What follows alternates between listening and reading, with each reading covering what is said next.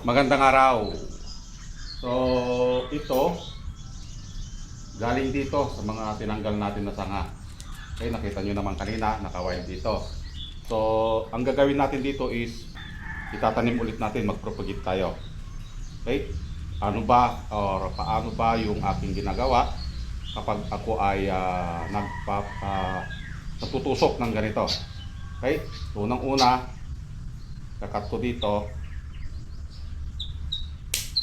Yan. Yan.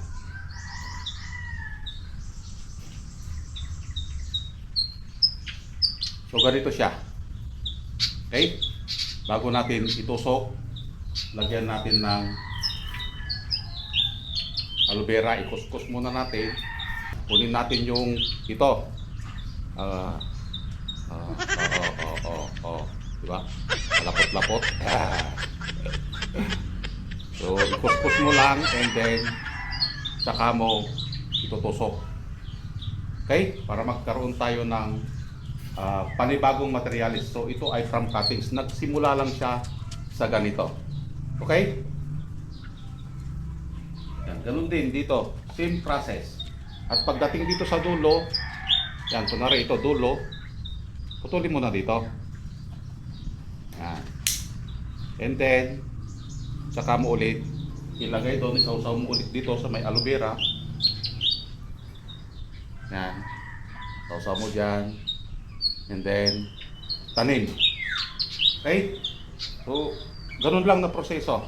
Pag ganito, yan, dito ka na mag-cut sa kanyang katawan.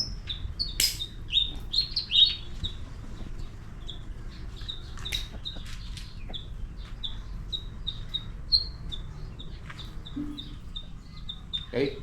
So, mayroon siyang naiiwan na sanga dun sa ilalim. Okay, bago natin i-cut, bago natin itusok. Okay? Ganyan lang. Yun. So, ganito ang gagawin natin lahat ng ating halaman.